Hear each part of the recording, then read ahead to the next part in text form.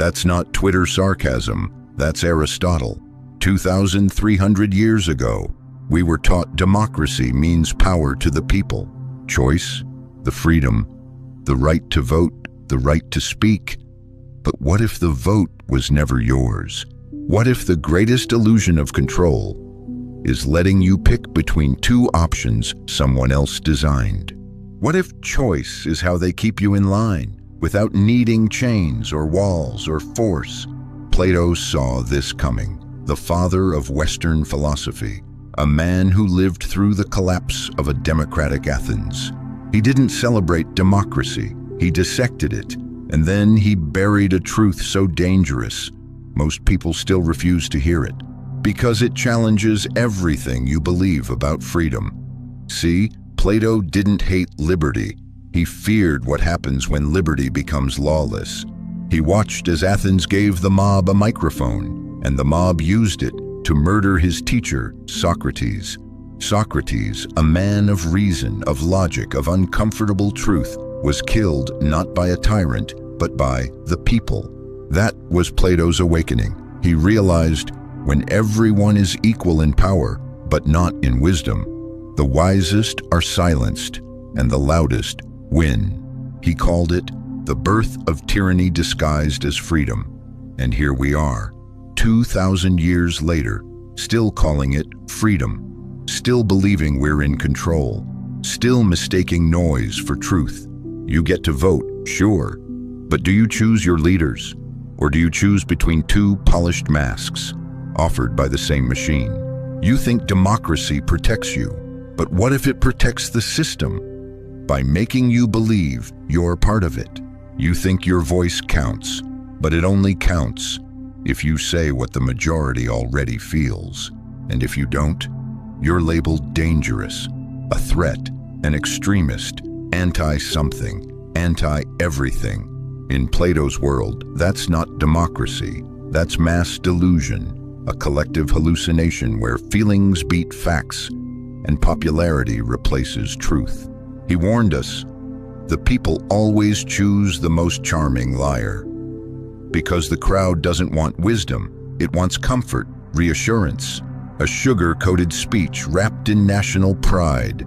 The crowd wants to feel seen, not challenged. And so we elect performers, influencers, prophets of dopamine, men who tell us what we already believe and who sell us the fantasy that we matter. This isn't new, it's just louder, because now your fears are tracked by algorithms, your outrage is farmed for attention, your vote is modeled, simulated, and optimized before you even cast it. Plato saw it with no internet, no big data, no YouTube, no TikTok, no polling firms. He just studied the crowd and saw its shadow, its hunger, its danger. That's why Plato didn't trust democracy, because it becomes the most seductive lie when you believe the crowd is wise. But here's the truth. The crowd doesn't think, it feels, it reacts, it follows. And that's how freedom dies, not with tyranny, but with cheering. So here's the uncomfortable question. Are you really free? Or are you just voting for the version of the cage that feels the least claustrophobic? Because democracy, as you were taught to see it, is not freedom. It's the performance of it, it's the costume. And once you see the script, you'll never clap again. Stay with me, this gets darker. Plato didn't theorize from an ivory tower. He watched democracy fall apart with his own eyes. He lived through the collapse of Athens, once the beacon of civilization, then devoured by its own delusions. He saw what happens when a nation trades wisdom for popularity, truth for entertainment, and self-restraint for emotional chaos. And what he discovered still terrifies us today, because it wasn't just a political critique, it was a psychological diagnosis of the crowd. In his masterpiece, The Republic, Plato didn't praise democracy. He dismantled it, layer by layer, flaw by flaw. He described it as the most seductive yet unstable form of government, a society where people mistake freedom for wisdom and equality for truth. He warned, democracy inevitably leads to tyranny, not by accident, but by design. In one of the most haunting metaphors ever written, Plato compared a democratic society to a ship at sea. Imagine a vessel, he said, where the crew, each sailor, believes he should be captain. They argue, they scream, they fight over the wheel. But none of them has studied the stars. None knows the currents. None can read a compass. They only know how to shout. The true navigator, the philosopher, is mocked, labeled useless, too quiet, too complicated. And so the ship drifts, leaderless, directionless, vulnerable to the storm. That ship, Plato warned, is democracy, a regime where feelings steer the wheel, not knowledge, where every voice is equal, but not every mind is prepared. He called it the wild freedom, the kind that sounds noble but has no discipline, the kind that leads people to confuse desire with truth and liberty with chaos. And once the crowd grows tired of noise, once the promises wear thin, once the confusion turns to fear, they demand order. And who answers that call? The tyrant. Plato wrote that tyranny doesn't emerge from monarchy. It grows out of democracy, when people, exhausted by too much freedom, hand over their power to the man who promises to fix it all. He doesn't rise through force. He rises through flattery. He tells the people what they want to hear. He blames the elites. He praises the poor. He speaks in simple lines that echo their emotions. And they cheer, they clap, they hand him the keys. They forget that the same crowd that demanded freedom will now kneel for protection. And just like that, democracy devours itself.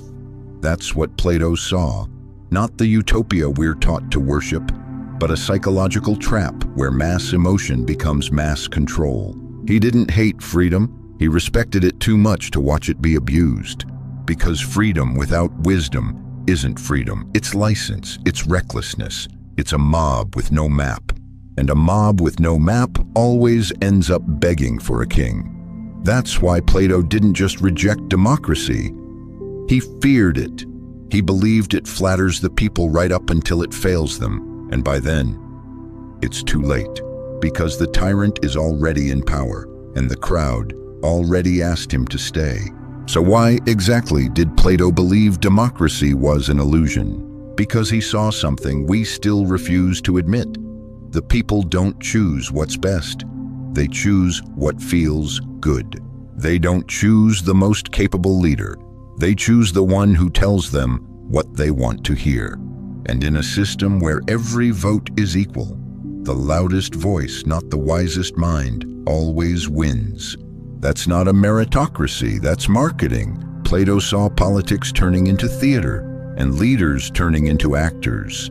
He saw elections become contests of performance, where the goal isn't to serve, but to seduce, not to lead, but to flatter, not to speak truth, but to repeat what the masses already believe. And so democracy becomes a mirror, not a compass. It reflects the crowd's desires back to them until no one knows where north is anymore. It gives people the illusion of power while making them more dependent on those who sell them that illusion. That's how you keep the system alive, not by force, but by feedback. Not by silencing people, but by overwhelming them with choices that mean nothing. Because in the end, you don't need to silence the people if you can just keep them distracted. Plato wrote that when democracy matures, truth becomes irrelevant. All that matters is what feels true. And in a society addicted to feeling, facts die quietly. Truth becomes relative. Opinions become sacred. Expertise becomes elitist. Emotion becomes law. And the people, the same people who demanded freedom, now live inside an echo chamber of their own creation. They don't want to be challenged. They want to be validated. So they elect the politician who looks the part, says the right words, plays the right music, and promises the world with no price. They don't ask, is it true? They ask, do I like how it sounds? That's not democracy. That's consumer psychology. And Plato saw it clearly. He said when citizens stop valuing truth, when they reward charisma over